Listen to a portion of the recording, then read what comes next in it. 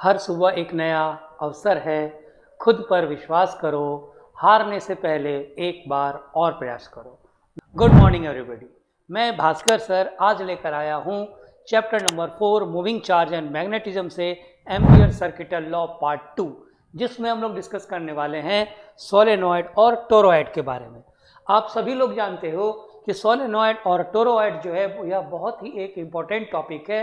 यहाँ से बोर्ड में, नीट में और जेई में, तीनों में एक एक क्वेश्चन ज़रूर से होता है।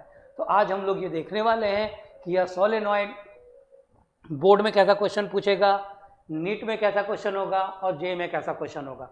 आप सब लोग जानते हो कि मैं अपने हर एक लेक्चर में इन तीनों पोर्शन को क्या करता हूँ, कवर अप करता हूँ। इसलिए आप सभी लोग अपने पेन और पेपर को लेकर बैठ जाओ और जो भी इंपॉर्टेंट मैं बोलता जाऊँ उसको नोट करते जाओ। ओके, चलो स्टार्ट करते हैं। सबसे पहले हम ये जानते हैं कि व्हाट इज सोलेनॉइड, कि सोलेनॉइड एग्जैक्टली होता क्या है।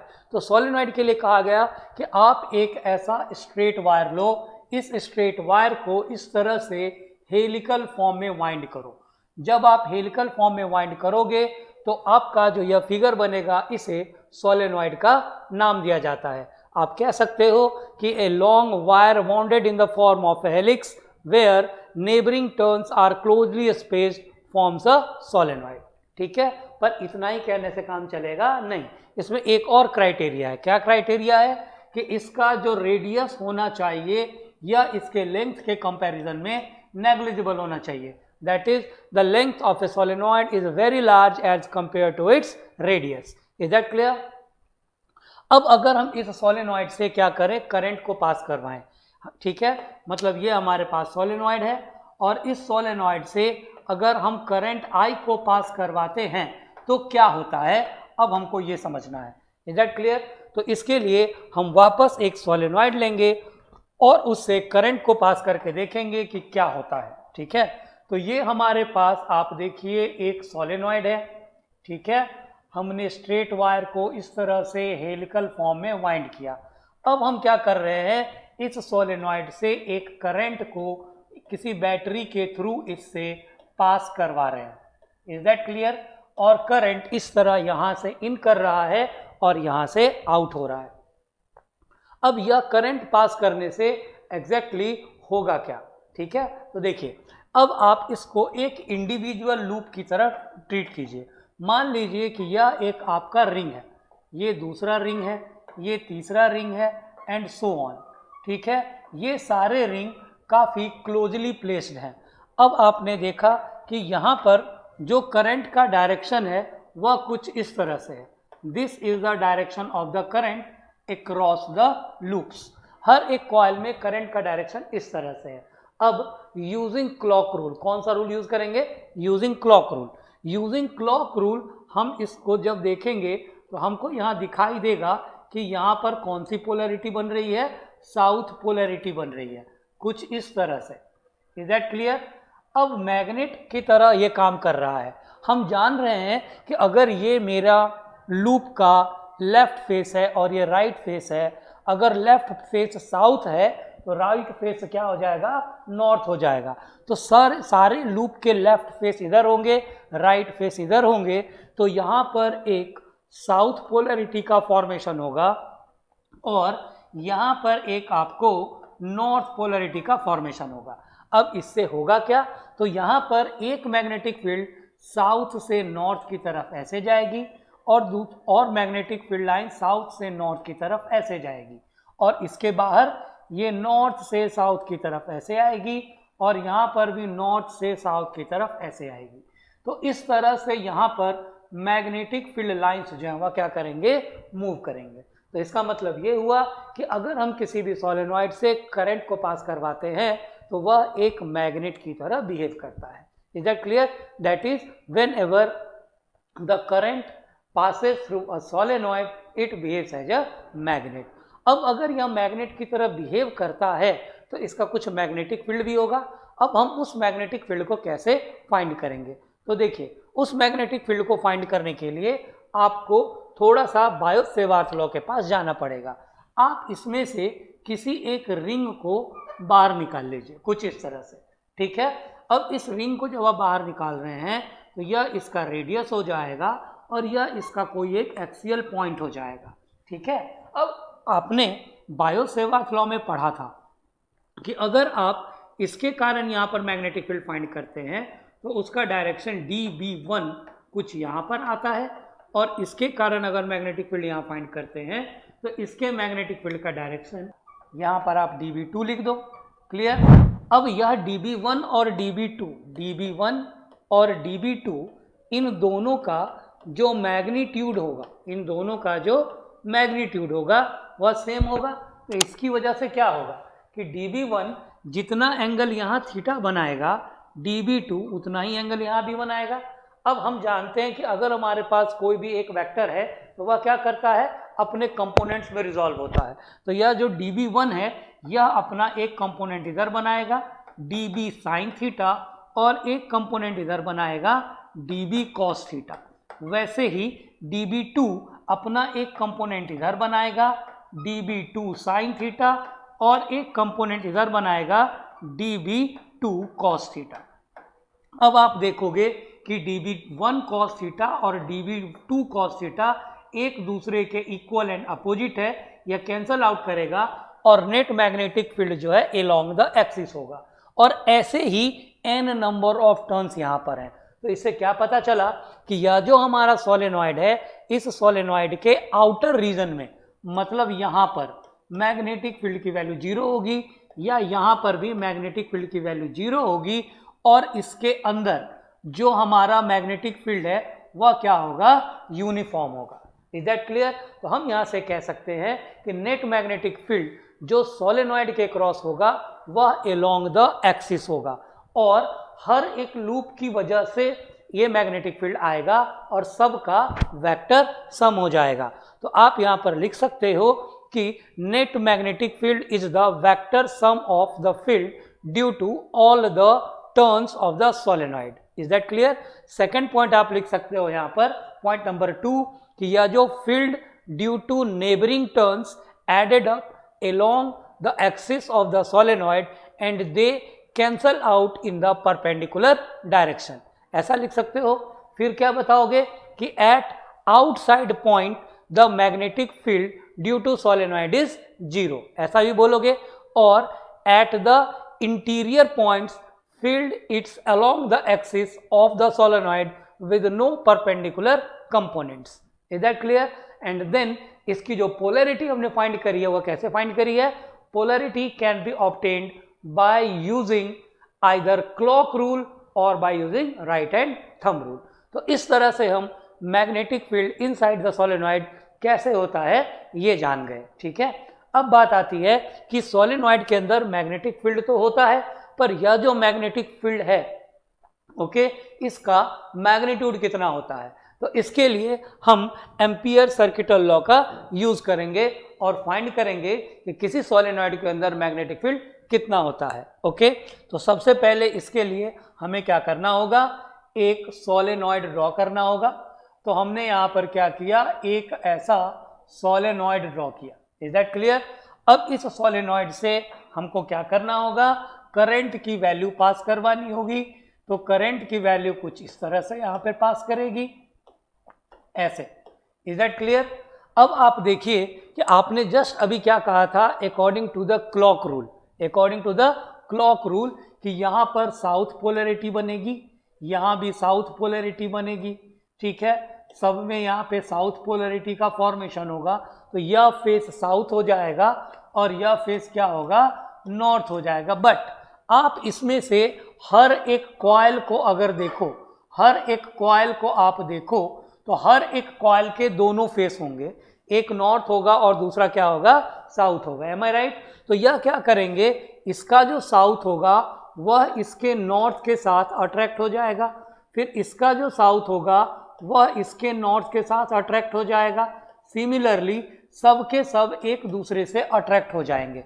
अब इससे क्या होगा कि यह जो पूरा सोलेनॉइड है यह क्या हो जाएगा, श्रिंक कर जाएगा। सोलेनॉइड की लेंथ जो होगी वह श्रिंक कर जाएगी। Is that clear. और यह एक इस तरह का आपको सिलेंडर का फॉर्मेशन करेगी। Is that clear. इस तरह से आपके सामने एक ऐसा सिलेंडर आ जाएगा। ओके, अब यह जो सिलिंड्रिकल फॉर्म है, आपको क्या करना है, एम्पियर सर्किटल लॉ से इस सिलिंड्रिकल फॉर्म को लेकर के हमें सोलेनॉइड का मैग्नेटिक फील्ड फाइंड करना है।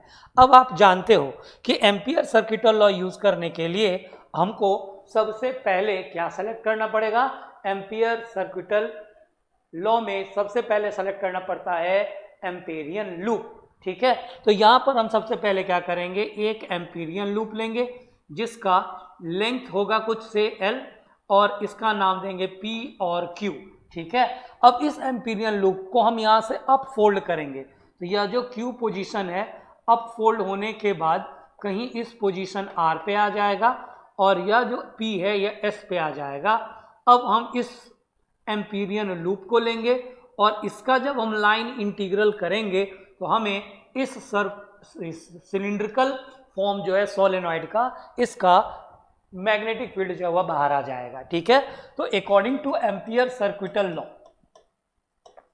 According two ampere circuital law अगर हम बात करें, एम्पियर सर्किटल लॉ, ठीक है, तो एम्पियर सर्किटल लॉ हमको क्या कहता है, तो एम्पियर सर्किटल लॉ कहता है कि line integral of B dot D L is equals to mu naught I, ऐसा बोलता है।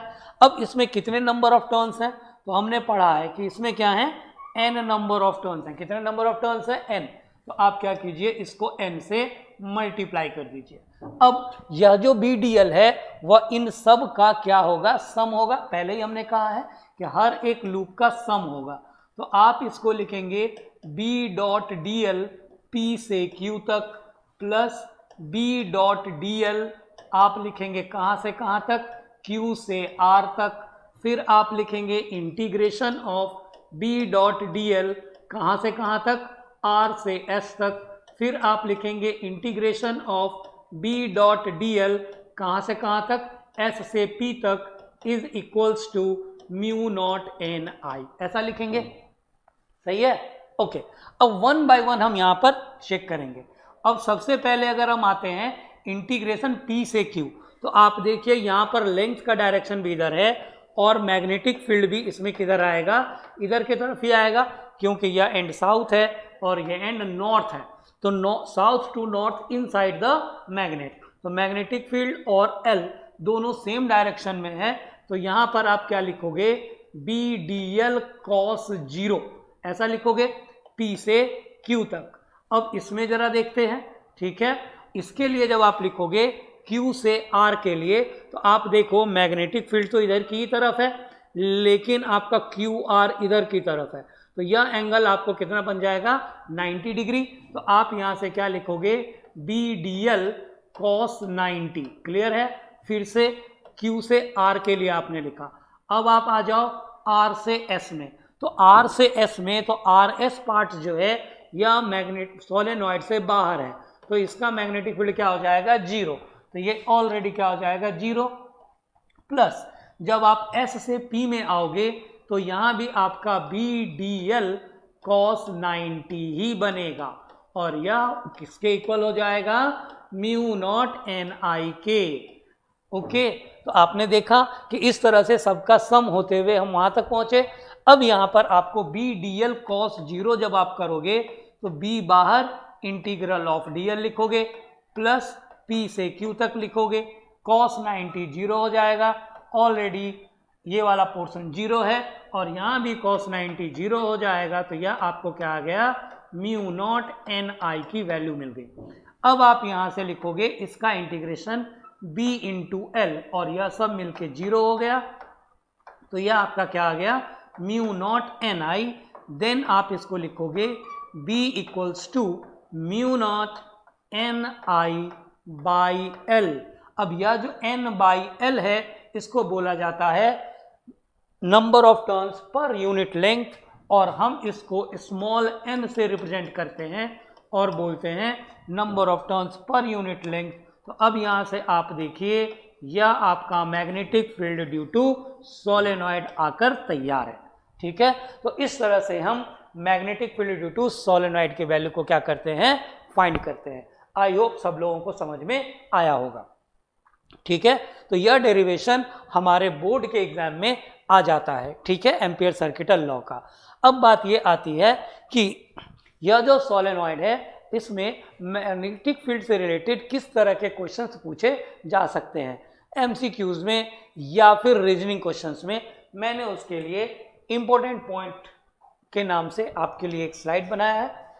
देखिए, तो सबसे पहले इसमें आपको पॉइंट नंबर 1 में याद रखना है कि ये अगर सोलेनॉइड है और इसके अंदर एयर है एज ए मीडियम, तो इसका मैग्नेटिक फील्ड आप क्या लिखोगे, जो अभी आपने फाइंड किया, म्यू नॉट एन आई लिखोगे, एन आई बाई एल लिखोगे या म्यू नॉट एन आई लिखोगे। एम आई राइट? अब अगर सेकेंड पॉइंट याद रखोगे कि इसके अंदर कोई मीडियम इंसर्ट कर दिया जाता है, कोई मीडियम, ठीक है, जिसका आपको रिलेटिव परमिएबिलिटी दे रखा हो, रिलेटिव परमिएबिलिटी यह दे रखा हो, तो यही फॉर्मूला आपको क्या हो जाएगा, B equals to mu naught mu R N I. उस समय घबराना नहीं है कि ये कहाँ से आ गया, ठीक है, डायरेक्ट क्वेश्चंस आते हैं इस पे, ठीक है।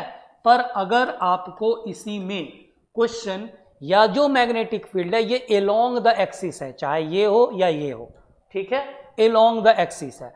अब इसी में कभी कभार पूछ दिया जाता है कि अगर आपका जो सोलेनॉइड है उसके एंड्स पे बताओ, ठीक है, या कोई एंगल दे देगा 30 डिग्री पे बताओ, 60 डिग्री पे बताओ, तो आपको इसका एक जनरल फॉर्मूला याद रखना होगा, जनरल फॉर्मूला, जिससे आपको कोई भी क्वेश्चन अगर पूछता है तो आप डायरेक्ट फाइंड आउट कर सकते हो। इसमें कहा गया है कि ये अगर आपका सोलेनॉइड है, ठीक है, ओके, इसका ये एक्सिस है, इसमें अगर आप कोई पॉइंट यहाँ पर पी लेते हो और इन दोनों एंड्स को आप मिला दो, ये एंगल अगर अल्फा है, ये एंगल अगर बीटा है, तो यहाँ पर मैग्नेटिक फील्ड B की वैल्यू आप mu naught by 4 mu naught N I by 2 into sine alpha plus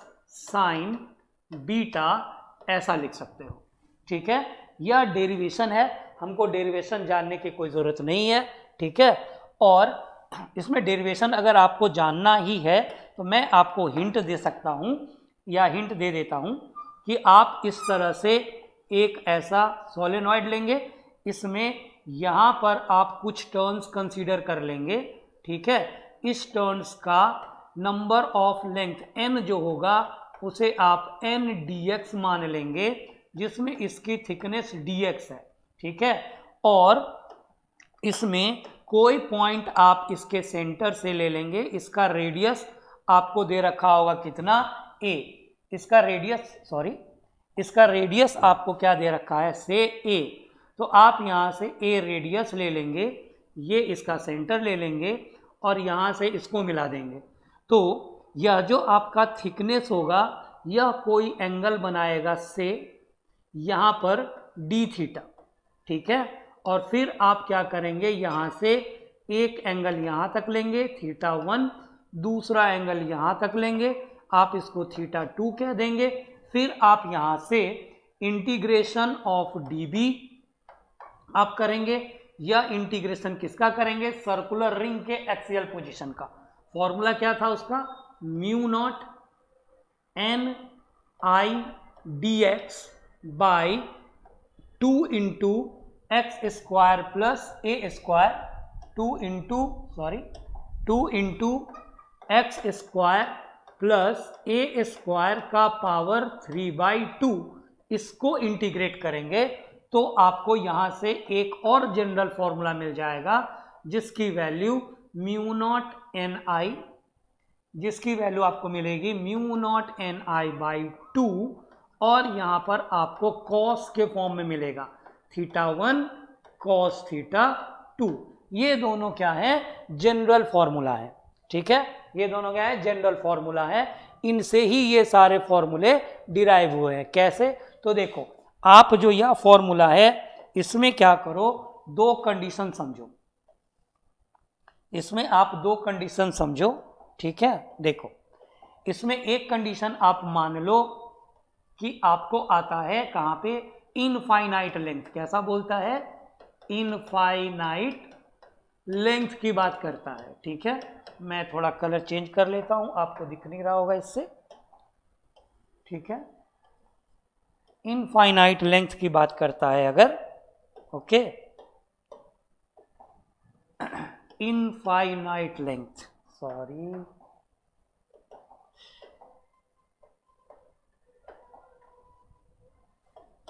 infinite length की अगर हम बात करें तो इनफाइनाइट लेंथ के लिए आपको क्या करना है कि अल्फा की वैल्यू π/2 कर देनी है और बीटा की वैल्यू भी π/2 कर देनी है। अब यहाँ पर अल्फा और बीटा की वैल्यू आप π/2 करेंगे तो बी की वैल्यू आपको वापस वही मिल जाएगी, μ0 ni। क्लियर है। और अगर आपको इसमें पूछता है एट एंड्स, तो आपको क्या करना है, अल्फा की वैल्यू 0 कर देनी है और बीटा की वैल्यू π/2 कर देनी है। तो आपको एट द एंड्स की वैल्यू μ0 ni/2 मिल जाएगी।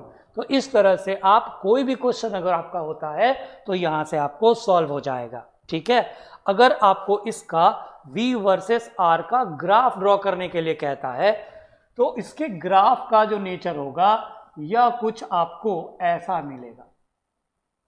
ठीक है, यह जो पोजीशन है यह -L/2 है, ये ओरिजिन है, और ये पोजीशन +L/2 है।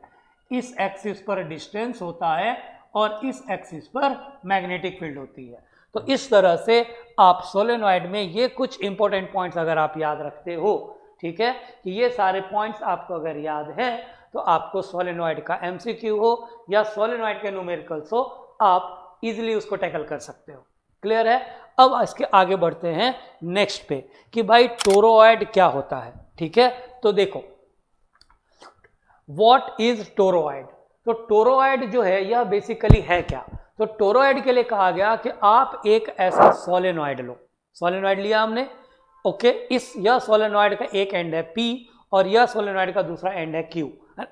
ठीक है, तो यह दोनों सोलेनॉइड हमने ऐसे पकड़ा रखा है। अब हमने इसको क्या किया, एक दूसरे से ऐसे ज्वाइन कर दिया।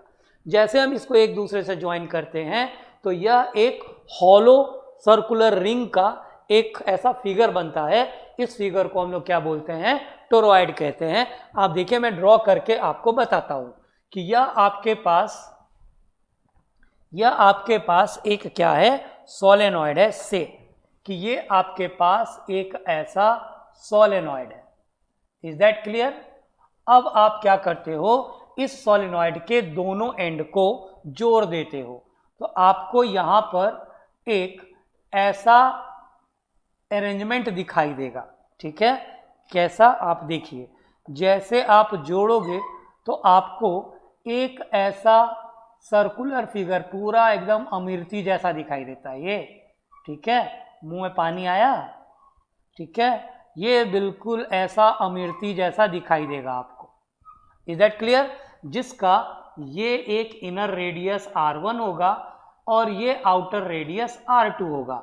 साथ में इसका मीन रेडियस भी आता है, इसको मीन रेडियस कहते हैं, जो R है। इस R को आप मीन रेडियस को R1 + R2/2 लिख सकते हैं। Is that clear. तो यह हमारा टोरोइड होता है। तो टोरोइड के लिए आप कह सकते हो कि toroid is a solenoid of finite length bend into a hollow circular tube called as toroid. ठीक है, तो यह आपका टोरोइड हो गया। अब बात ये आती है कि सर सोलेनॉइड तो हमारे पास था, फिर हमको इस टोरोइड की क्या जरूरत पड़ी। तो कहा गया कि यह जो टोरोइड्स हम बनाते हैं इसकी मैग्नेटिक इफिशियंसी काफ़ी हाई होती है, इसका लो फ्लक्स लीकेज होता है और यह कॉम्पैक्ट इन साइज होता है। इसलिए हम इसको क्या करते हैं, टोरोइड को यूज करते हैं। Is that clear. अब वर्ड आ गया कि हम इसको यूज करते हैं। हम इसको कैसे यूज करते हैं, कहाँ यूज करते हैं, ये मैं आपको बताता हूं। इससे पहले हम ये जान लें कि इसके अंदर अगर करंट पास किया जाए तो इसके अंदर का मैग्नेटिक फील्ड क्या होगा। That is what will happen when the current is allowed to pass through the solenoid. तो चलिए हम ये देखते हैं कि हमारे पास यह एक टोरॉइड है से, यह एक टोरॉइड है, सॉरी ये एक टोरॉइड है। यहाँ पर हम एक टोरॉइड ड्रॉ कर लेते हैं और इस टोरॉइड से हम एक करंट को पास करवाते हैं, ठीक है। तो यह जो हमारा टोरॉइड है, इस टोरॉइड से अगर करंट कुछ इस तरह से पास करता है से, अगर करंट इस तरह से पास करता है तो बिल्कुल सोलेनॉइड की तरह ही यहाँ भी outside the coil magnetic field की वैल्यू 0 होती है। मतलब यहाँ भी मैग्नेटिक फील्ड 0 होगा और यहाँ भी मैग्नेटिक फील्ड की वैल्यू क्या होगी, 0 होगी। पर मैग्नेटिक फील्ड इसके इन साइड में होगा, जिसको आपने इनर रेडियस r कह रखा है। Is that clear? और यहाँ भी जो मैग्नेटिक फील्ड है उसकी वैल्यू फाइंड की जाएगी किससे, एम्पियर सर्किटल लॉ से। अब देखिए एम्पियर सर्किटल लॉ क्या कहता है कि line integral of B dot dl की जो वैल्यू होगी यह म्यू नॉट I होगी।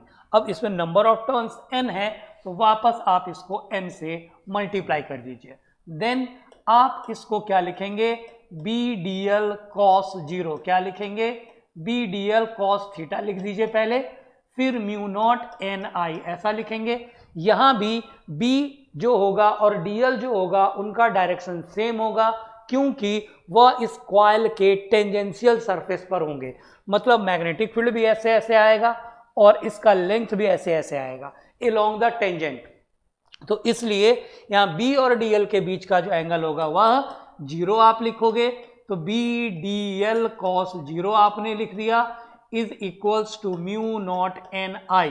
अब यहाँ से यह आपका B और integral of dl equals to mu naught NI ऐसा लिखोगे और यहाँ से B इक्वल्स टू dl का इंटीग्रेशन करोगे तो यह 2 पाई r आएगा म्यू नॉट NI। और अब वापस B की वैल्यू आप देखो, mu naught NI by 2 pi मिल जाएगा, R मिल जाएगा। अब यहाँ पर n बाई 2 पाई जो होगा, जैसा कि आपने पढ़ा था कि n जो है बाई लेंथ, मतलब n बाई 2 पाई r, इसको क्या बोलते हैं, number of turns per unit length ऐसा लिखते हैं। तो यहाँ पर आप इसको स्मॉल n से कन्वर्ट कर सकते हो और देखो वापस एम्पियर सर्किटल लॉ से मैग्नेटिक फील्ड की वैल्यू उतनी ही आई जितना सोलेनॉइड के लिए आया था। Is that clear? तो सोलेनॉइड जो है या टोरॉइड जो है यह एक इफिशिएंट सोलेनॉइड है। अब जैसा कि मैंने कहा था कि इसका यूज कहाँ होता है, तो देखो टोरॉइड का यूज इलेक्ट्रॉनिक में होता है। बहुत सारे ऐसे इलेक्ट्रॉनिक डिवाइसेस हैं जहाँ पर इसका यूज किया जाता है, जैसे कि तुम्हारा इंडक्टर है, ट्रांसफार्मर है, चोक कॉइल है, पर इसकी फ्रीक्वेंसी को काफ़ी लो रखा जाता है। दूसरा, इसका मेडिसिनल डिवाइसेस में भी यूज़ किया जाता है। बहुत सारे ऐसे मेडिसिनल एपरेटस हैं, जैसे कि MRI स्कैन तुमने नाम सुना होगा, उसमें भी बहुत हाई मैग्नेटिक फील्ड को प्रोड्यूस करने के लिए टोरॉइड जैसे कॉइल का यूज़ किया जाता है। इसके अलावा एरोस्पेस में भी इसका यूज़ किया जाता है कि इतना स्ट्रॉन्ग मैग्नेटिक फील्ड प्रोवाइड किया जाए ताकि वह अर्थ के मैग्नेटिक फील्ड को क्या कर सके, ओवरकम कर सके। तो these are the applications of the toroid. Okay, अब बात आती है कि हमने सोलेनॉइड पढ़ लिया, अब हमने टोरॉइड भी पढ़ लिया। अब पढ़ने के बाद अपना दूसरा काम क्या होता है, फिजिक्स में अगर आपने किसी भी टॉपिक को पढ़ा है तो आपको उस टॉपिक से रिलेटेड 2-4 सवाल तो कर ही लेने चाहिए ताकि आपको उसका कंसेप्ट क्लियर हो जाए। और आप जानते ही हो कि मैं बिना सवाल बनाए हटता नहीं हूँ, ठीक है, क्योंकि मैं इस बात को जानता हूँ कि फिजिक्स में थ्योरी के साथ साथ डेरिवेशन के साथ साथ अगर आपने न्यूमेरिकल सॉल्व नहीं किया तो आपका कंसेप्ट अधूरा है, आपका नहीं मेरा भी। इसीलिए मैं अधूरा कंसेप्ट देने की कोशिश बिल्कुल नहीं करता, जो करने का पूरा करने का, ठीक है। तो अब हम यहाँ से कुछ सवाल डिस्कस करेंगे 2-4, ताकि हमको इस टॉपिक से रिलेटेड न्यूमेरिकल्स क्या कहते हैं ये समझ में आ जाए। तो देखिए, यह है आपके सामने पहला सवाल, ठीक है। अब सवाल यदि बोला है तो मैं सभी लोगों से रिक्वेस्ट करूंगा कि आप अपना पेन और पेंसिल पकड़ लीजिए और मेरे साथ साथ सवाल बनाने की कोशिश कीजिए, ठीक है, ताकि आपको फॉर्मूला मुझसे पहले समझ में आ जाए, ठीक है, क्योंकि बोर्ड का एग्जाम भी आपने देना है, नीट का पेपर भी आपने देना है और जे भी आपने देना है। मैं तो सिर्फ आपको गाइड कर सकता हूँ कि ये करना चाहिए और ये नहीं करना चाहिए, ठीक है।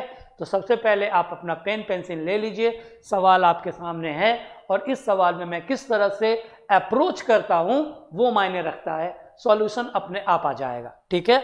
Believe on the process, that is believe on the approach how the numerical can be solved, okay. चाहे न्यूमेरिकल इजी हो या टफ हो, everything depends on the approach. Tough और इजी कुछ भी नहीं होता, अगर आपका सवाल सॉल्व हो गया, आंसर आ गया तो वह इजी हो जाता है, और अगर कोई छोटा सा भी सवाल है आपने सॉल्व किया और आंसर नहीं आया तो टफ हो जाता है। This is the basic difference between the tough and the easy. तो आइए पहला सवाल क्या कहता है। पहला सवाल कहता है कि हमारे पास एक सोलेनॉइड है जिसकी लेंथ आपको दे रखी है, आप भी पेंसिल लीजिए और अंडरलाइन करते जाइए। यहां पर आपको रेडियस r दे रखा है, made up of 500 turns, number of turns दे रखा है, कैरीज ए करंट I दे रखा है, आपको पूछ रहा है मैग्नेटिक फील्ड B की वैल्यू। तो सोलेनॉइड बोला है कहां पे, ये जरूर ध्यान देना है, इनसाइड पूछ रहा है, इसीलिए आप फट से फॉर्मूला लिख दीजिए, B equals to mu naught N I, formula को उसके पूरे फॉर्म में लिख दीजिए, mu naught N I by L.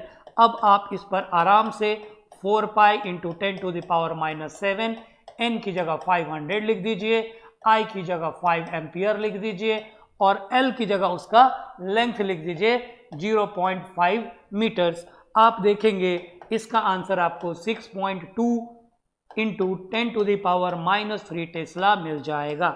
यह क्वेश्चन आपके एनसीईआरटी का है, टेक्स्ट बुक का है, एज ए एमसीक्यू या नीट में या बोर्ड एग्जाम से पूछा जा सकता है, ठीक है। आइए बढ़ते हैं दूसरे सवाल पे। सवाल नंबर 2। सवाल नंबर 2 क्या कहता है, अ क्लोजली बॉन्डेड सोलेनॉइड। आपको यहाँ पर वापस एक सोलेनॉइड दे रखा है जिसकी लेंथ जो है वो दे रखी है 80 सेंटीमीटर, साथ में इसमें 5 लेयर्स भी हैं, ओके, और हर एक लेयर का नंबर ऑफ टर्न 400 दिया हुआ है, इसका डायमीटर दिया हुआ है, ध्यान रखने का ये डायमीटर है, रेडियस नहीं, ओके, और करंट कितना है इसके पास 8 एम्पियर है, और आपको फाइंड क्या करना है, estimate the magnetic field B inside, okay. तो वापस आप फॉर्मूला क्या लिखोगे, B equals to mu naught N I लिखोगे, B equals to mu naught capital N I by L लिखोगे। यहां पर आपका टास्क है n की वैल्यू फाइंड करना, तो आप देखो n की वैल्यू जो होगी वह कितनी होगी, तो आपको 5 लेयर दे रखा है और एक लेयर में 400 हैं, तो टोटल नंबर ऑफ कितना हो गया 5 इंटू 400। अब आप यहां पर वैल्यू पुट कर दो, B equals to 4 pi 10 to the power -7 into 4 5 जा 20, तो यह आपका कितना आ गया 2000 आ गया, ठीक है, सॉरी, यहां पर आपका कितना आ गया 2000 आ गया। करंट की वैल्यू आपको क्या दे रखी है 8 एम्पियर दे रखी है, लेंथ आपको क्या दे रखा है क्वेश्चन में 80 सेंटीमीटर, तो यहां पर सावधान, जहां सेंटीमीटर आपको दिखाई दे वहां पर आप सावधान हो जाओ, आपका आंसर फटाफट आ जाएगा। तो यहां पर जो आपको आया है इसको जब आप कैलकुलेट करोगे तो आपको इसकी वैल्यू कितनी आनी चाहिए, फटाफट बोलो, 2.5 into 10 to the power -2 Tesla.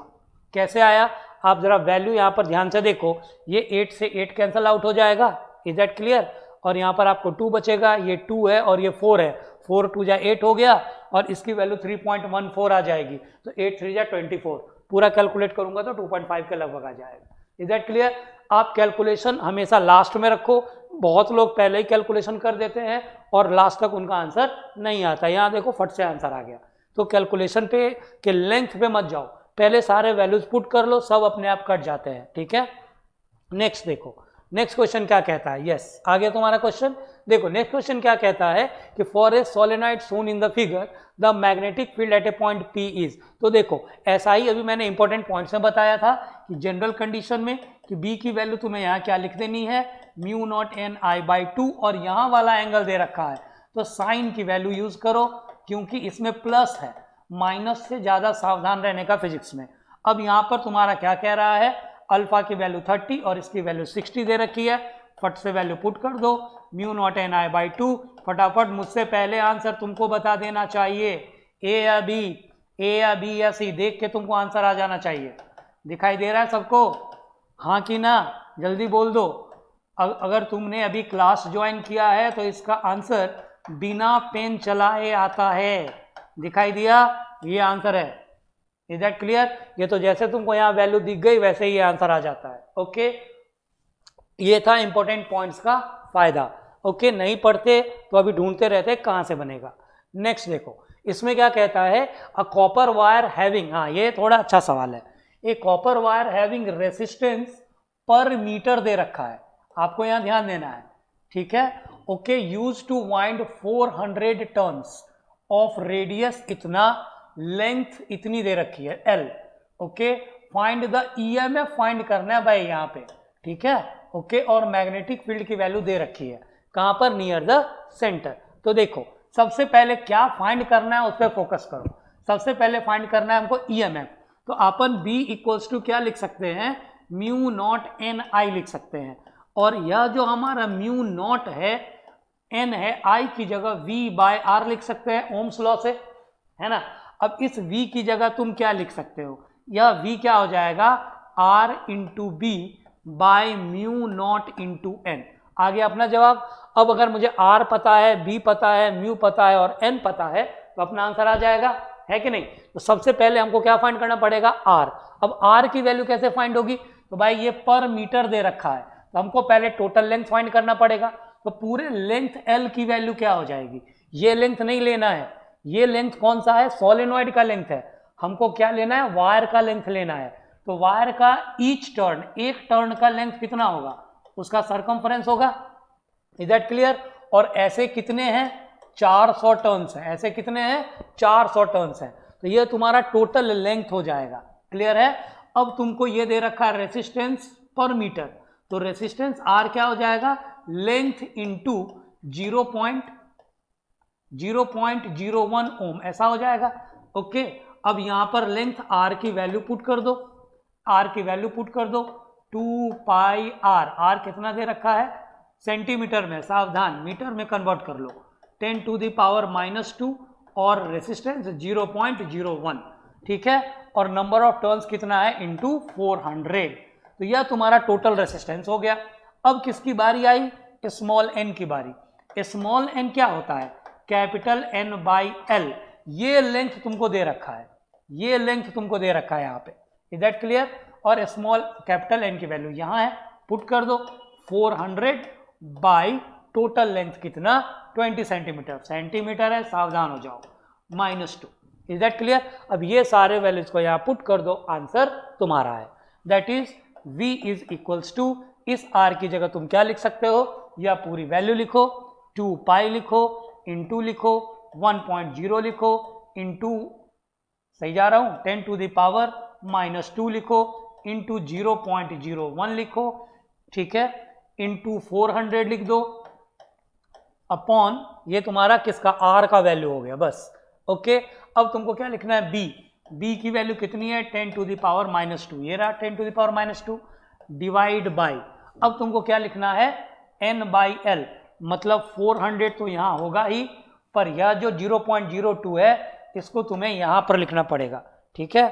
तो 0.02 को अपन यहाँ लिख देते हैं 0.2, सॉरी नॉट 0.2, 0.2, ठीक है। ऐसी वैल्यू हम लोगों ने यहाँ लिख दी। अब तुम जब इसको सॉल्व करोगे तो तुम्हारा आंसर क्या आएगा, कौन इसको फटाफट सॉल्व कर सकता है बिना कलम कॉपी के, ऑप्शन देख के आंसर आ जाएगा, ठीक है। कैसे सॉल्व करोगे, तो देखो यहाँ पर 400 है, यहाँ 400 है, साफ हो गया। Is that clear? ओके, बात समझ में आई कि नहीं आई? और यहाँ पर तुम्हारा एक वैल्यू मिसिंग है शायद, 2 पाई, ओके, म्यू 4 पाई, ये हमने नहीं लिखा था, वो लिख देते हैं, 4 pi into 10 to the power -7, ये मिसिंग रह गया था, सॉरी। तो अब यहाँ से 2 पाई से ये 2 पाई 2 टाइम्स कैंसिल हो जाएगा, और ये 2 से ये 2 कैंसिल आउट हो जाएगा, दिखाई दिया? ओके, तो टोटल वैल्यू जब तुम फाइंड करोगे तो तुमको 1 वोल्ट आ जाएगा, मतलब ऑप्शन में जहाँ 1 दिखाई दे 10 का पावर काउंट कर लेने का, आंसर अपने आप आ जाएगा। Is that clear? तो यहाँ से यह तुम्हारा आंसर आ गया। Is that clear? तो डियर फ्रेंड्स, इस तरह के क्वेश्चंस यदि आप सोलेनॉइड और टोरॉइड में करते हो तो नो डाउट आपका अच्छा रिजल्ट कहीं नहीं जा रहा, ठीक है। आपका बोर्ड भी पूरा हो जाएगा, नीट भी पूरा हो जाएगा और जे भी पूरा हो जाएगा, ठीक है। ओके, तो तो आई थिंक कि आपने ये पूरा क्लास को अच्छे से समझा होगा। जो भी बातें आपको बताई गई इस क्लास में आपको उसको अच्छे से समझ में आया होगा। नहीं आया तो आप दोबारा एक बार देख करके समझ लीजिए, ठीक है। आपको मैं गारंटी देता हूं इससे बाहर क्वेश्चंस नहीं आते हैं, ठीक है। Thank you, bye bye, take care.